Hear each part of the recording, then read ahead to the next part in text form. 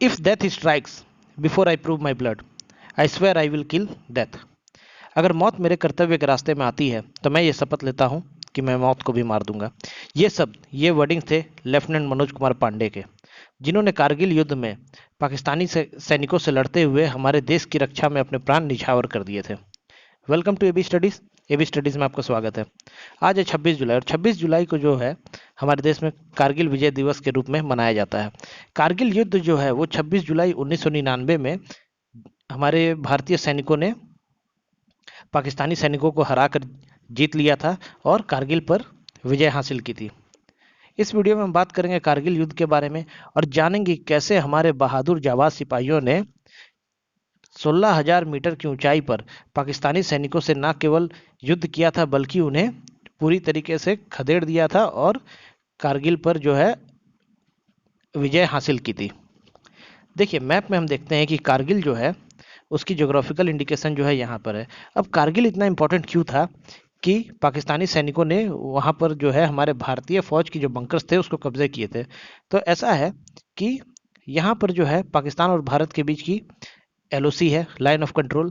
अगर पाकिस्तानी सैनिक यहाँ पर कब्जा कर लेते हैं तो इधर से वो जो है ये अक्साई चीन वाला भाग है, तो धीरे धीरे करके वो यहाँ से एक रास्ता बना सकते हैं चीन की ओर जाने के लिए और वहाँ से जो है चीन और पाकिस्तान मिल जाएंगे, जिससे हमारे भारत के लिए जो है काफ़ी बड़ा खतरा उत्पन्न हो जाएगा। इसके साथ ही जो कारगिल है वो काफ़ी ऊंचाई पर है और वहाँ से जो है हमारी भारतीय सैनिकों के जो बेस हैं या फिर जो बंकर्स हैं जो पहाड़ी के नीचे हैं उसमें जो है उनको निगरानी रखने में काफ़ी आसानी होती। देखिए इस मैप में हम जानते हैं ये जो रास्ता है ये कारगिल को जो है ये श्रीनगर से जोड़ता है और अगर पाकिस्तानी सैनिक जो है वो इस एरिया में अगर वो लोग कब्जा कर लेते हैं या इसको अपने अधीन कर लेते हैं तो ये जो NH-1D है या नेशनल हाईवे 1D है उस पर वो कड़ी निगरानी रख सकते हैं और इसी रास्ते से जो है भारतीय सैनिक जो कि श्रीनगर में पोस्टिंग जिनकी होती है उन तक जो है सारे सप्लाईज पहुंचते हैं, मेडिकल इक्विपमेंट्स, हथियार वगैरह, राशन पानी इसी से पहुंचता है। तो वो पाकिस्तानी सैनिक जो है अगर वो कारगिल पर इस जगह पर जो है अगर वो लोग कब्जा कर लेंगे तो वो इस पूरे रास्ते को ब्लॉक कर सकते हैं, जिससे कि क्या है श्रीनगर में हमारे जवानों को जो है सही से सप्लाई नहीं मिल पाएगी और पाकिस्तान के लिए काफ़ी आसान हो जाता है कि वो श्रीनगर में इस ओर से घुसपैठ कर सकता था। तो अब देखिए जानते हैं कारगिल युद्ध हुआ क्या था। पहले हम कारगिल के बारे में कुछ एक ब्रीफ जानकारी ले लेते हैं। देखिए कारगिल जो है वो 16,000 मीटर की ऊंचाई पर स्थित one of the highest battlefield है जहां पर हमारी भारत सैनिकों ने पाकिस्तान से लड़ाई की थी और कारगिल दिवस जो है वो 26 जुलाई को मनाया जाता है। इसकी जो शुरुआत है इस युद्ध की शुरुआत जो है ये 1971 में जब भारत पाकिस्तान के बीच में वॉर ऑफ लोंगीवाला हुई थी उस समय से ही जो है पाकिस्तान उसमें कड़ी अपनी हार को बर्दाश्त नहीं कर पाया था और उसके बाद से ही वो भारत के साथ एक नए युद्ध के लिए सोच रहा था, लेकिन उसको मौका नहीं मिल पा रहा था। इस वजह से जो है 1971 के बाद 1999 में दोबारा कारगिल में भारत के साथ युद्ध होता है। देखिए कारगिल में जो है पहले तो 1971 में पाकिस्तान की हार होती है वॉर ऑफ लोंगीवाला में। उसके बाद जो है 1984 में क्या होता है कि लाइन ऑफ एक्चुअल कंट्रोल जो कि चीन में है, चीन और भारत के बीच की जो हमारी बाउंड्री लाइन है उसको लाइन ऑफ एक्चुअल कंट्रोल कहते हैं और एलओसी जो पाकिस्तान में है, पाकिस्तान और भारत के बीच की जो बाउंड्री लाइन है उसको एलओसी कहते हैं। उसके बीच में जो है भारत और पाकिस्तानी सैनिकों के बीच में मनमुटाव रहता था और वहाँ पर जो है भारतीय सैनिकों ने पाकिस्तानी सैनिकों से कुछ स्थान जो है वो अपने कब्जे में ले लिया था। तो इसके बाद जो है पाकिस्तान फिराक में था कि कैसे वो उस स्थान को तो ले ही साथ ही साथ भारत के अधीन क्षेत्र पर भी कब्जा कर ले। तो उसी के लिए जो है 1998 में जब हमारे तत्कालीन प्रधानमंत्री अटल बिहारी वाजपेयी भारत जाते हैं उस वक्त जो है पाकिस्तान के जो प्राइम मिनिस्टर थे वो नवाज शरीफ थे और भारत के प्राइम मिनिस्टर अटल बिहारी वाजपेयी थे। तो बस समझौता आपने सुना होगा। बस समझौता में क्या था, अटल बिहारी वाजपेयी ने जो है पाकिस्तान तक के लिए बस चलाई थी और वो उसी बस से पाकिस्तान गए थे।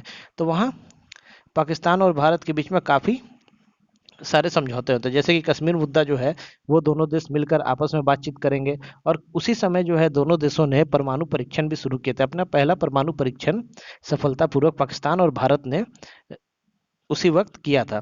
तो उनके बीच में ये भी समझौता हुआ था कि दोनों देश एक दूसरे पर न्यूक्लियर वेपन्स का इस्तेमाल नहीं करेंगे।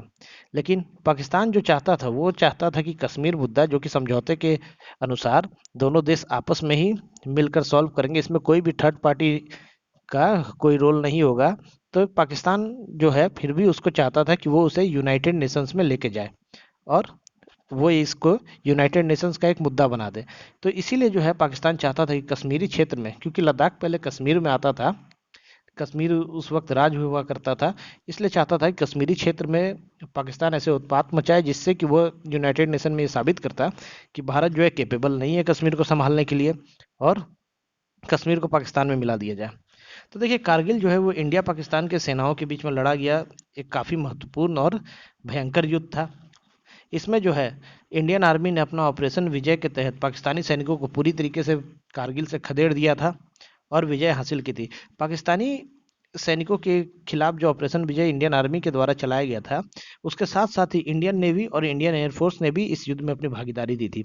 इंडियन नेवी द्वारा जो ऑपरेशन चलाया गया था उसको ऑपरेशन सफ़ेद सागर नाम दिया गया था, और इंडियन एयरफोर्स के द्वारा जो उनका ऑपरेशन था उसको नाम दिया गया था ऑपरेशन तलवार।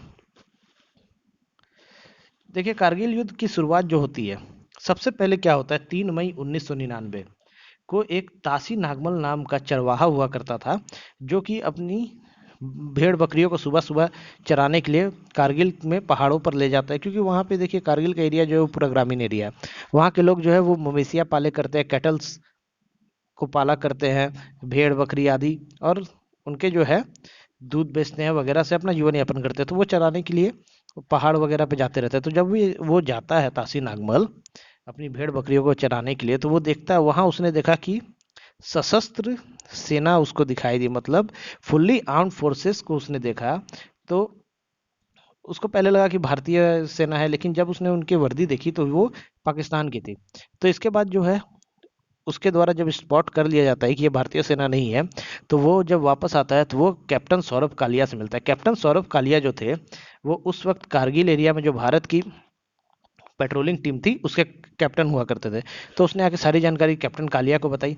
इसके बाद जो है 5 मई 1999 को कैप्टन कालिया 5 लोगों की टीम लेकर कारगिल के उसी इलाके में जाते हैं जहां पर पाकिस्तानी सैनिकों ने घुसपैठ किया हुआ था। तो वहां जब वो पहुंचते हैं तो पाकिस्तानी इंट्रूडर्स के द्वारा उन 5 सैनिकों को और सौरभ कालिया को बंधक बना लिया जाता है, और इसके बाद जो है उनकी हत्या कर दी जाती है। जब ये बात खबर मिलती है इंडियन आर्मी को, तो उसके बाद जो है 14 मई 1999 को भारतीय सरकार द्वारा इंडियन आर्मी और इंडियन एयरफोर्स का एक संयुक्त अभियान चलाया जाता है जिसको नाम दिया जाता है ऑपरेशन फ्लश आउट। इस ऑपरेशन का मकसद होता है कि जो भी इंट्रूडर्स हैं उनको फाइंड करना और उनको डिस्ट्रॉय कर देना। इसके बाद जो है जब ये मुद्दा आगे बढ़ता है, तब फाइनली 27 मई 1999 को पाकिस्तान के सैनिकों द्वारा भारत के मिग 21 और मिग 27 दो फ्लाइट को गिरा दिया जाता है, दो जहाज़ों को गिरा दिया जाता है, और हमारे जो उस वक्त के फ्लाइट लेफ्टिनेंट नचिकेता थे उनको बंधक बना लिया जाता है। लेकिन क्या होता है कि इनको बंधक बना लिया जाता है तो जेनेवा कन्वेंशन के आधार पर इन पाकिस्तान को इन्हें फिर वापस भारत भेजना पड़ता है, क्योंकि जेनेवा कन्वेंशन में लिखा हुआ है कि आप वार प्रिजनर्स को बंद जेल में बंद करके नहीं रख सकते, उनको पूरा मानव अधिकार दिया जाएगा और उनको उनके देश में वापस भेज दिया जाएगा। आपको याद होगा अभी हाल ही में हमारे जो अभिनंदन थे इंडियन एयरफोर्स के, उनको जब पाकिस्तान ने बंदी बना लिया था तो उनको भी जेनेवा कन्वेंशन के द्वारा ही पाकिस्तान ने रिहा किया था। सेम स्टोरी जो है वो नचिकेता के साथ भी थी। इसके बाद जो है युद्ध का आगाज हो जाता है। कारगिल युद्ध जो था वो 18 दिन चला, और अंत में भयानक युद्ध के बाद अंत में 26 जुलाई जो है 26 जुलाई को भारतीय सेना को विजय हासिल होती है, और कारगिल विजय दिवस इसीलिए मनाया जाता है 26 जुलाई को। इसके साथ ही हम देखेंगे कारगिल वॉर में जो भारत के जाबाज कुछ योद्धा के बारे में जानते हैं, जैसे कैप्टन सौरभ कालिया। ये इनकी तस्वीर है। कैप्टन सौरभ कालिया जो थे वो जाट रेजिमेंट के थे, और पेट्रोलिंग जो टीम थी वहाँ की उसके कैप्टन थे। ये 5 मई को जब जाते हैं तो इनको बंधक बना लिया जाता है, और 9 जुलाई को इनको जो है इनकी हत्या कर दी जाती है पाकिस्तानी सोल्जर्स के द्वारा। अगले जो हैं स्क्वाड्रन लीडर अजय आहूजा। अजय आहूजा जो है इनकी जाबाजी के किस्से ऐसे हैं कि इनके बारे में कहा जाता है कि जब ये लड़ाकू जहाज लेकर पाकिस्तान की ओर हमला करने गए थे तो इनके जहाज को पाकिस्तानी तोपों द्वारा शूट कर दिया गया था और ये पैरासूट लेकर जहाज से कूदे थे। लेकिन जब तक ये पैरासूट से कूदे थे तो हवा में भी जब ये थे तो इन्होंने पाकिस्तानी सेनाओं पर हमला करते रहा और अपनी राइफल से उन पर लगातार गोलीबारी करती रही थी। ऐसे जाबाज थे ये। इसके बाद जो है विक्रम बत्रा। बत्रा जो है, इनके ऊपर एक फिल्म भी बन रही है जिसमें सिद्धार्थ मल्होत्रा जो है वो इनका रोल प्ले कर रहे हैं। और अगर आपने एलओसी कारगिल एक पिक्चर आई थी काफ़ी साल पहले देखी होगी तो उसमें अभिषेक बच्चन जो है उन्होंने विक्रम बत्रा का ही किरदार निभाया है। तो विक्रम बत्रा को जो है ये 13 जैक राइफल्स के कैप्टन हुआ करते थे और इनको जो है शेरशाह के नाम से भी जाना जाता था या इनको शेरशाह भी कहा जाता था। इनका खौफ पाकिस्तानी सेना में इतना था कि इनकी उस वक्त की जो है एक रिकॉर्डिंग्स है, इंटरव्यू था, उसमें जब इनसे रिपोर्टर ने पूछता है कि क्या वो लोग आपको जानते हैं, तो इन्होंने कहा था कि जब ये पाकिस्तानी बंकर में घुसते हैं तो वहाँ चारों तरफ से आवाज़ आने लगती है कि शेरशाह आ गया भागो, अब ये हम लोग को मार देगा। इनका खौफ इतना था पाकिस्तानी सेना में।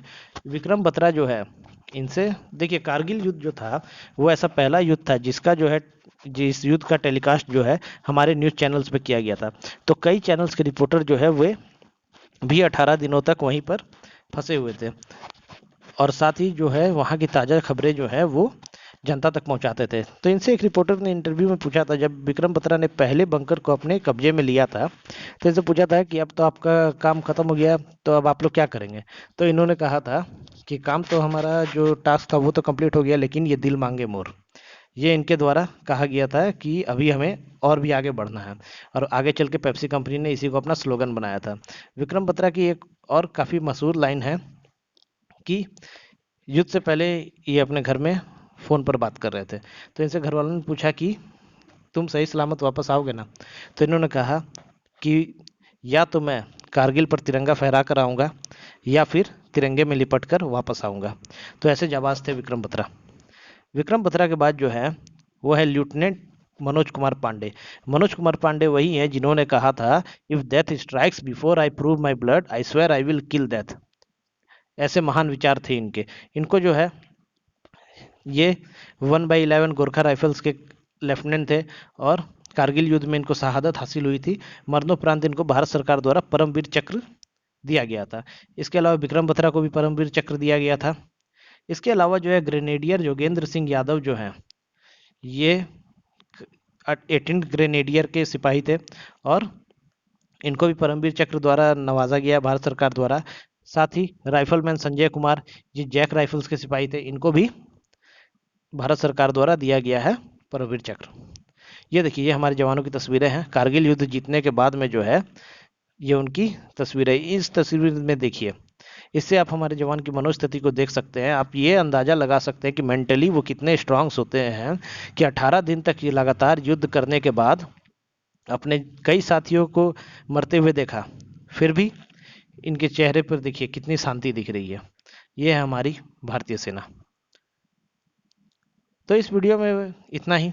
आशा करता हूँ कारगिल युद्ध के बारे में आपको अच्छी जानकारी मिली होगी। और हमारे जीके कोर्सेस फिलहाल चल रहे हैं। अगर आप एग्ज़ाम्स की कंपटीशन की तैयारी कर रहे हैं और जीके की तैयारी करना चाहते हैं तो आप उन वीडियोस को जाकर देख सकते हैं। प्लेलिस्ट हमारी बनी हुई है। मिलते हैं अगले वीडियो में। Till then do like share subscribe and press the bell icon for the latest update from AB Studies. Thank you.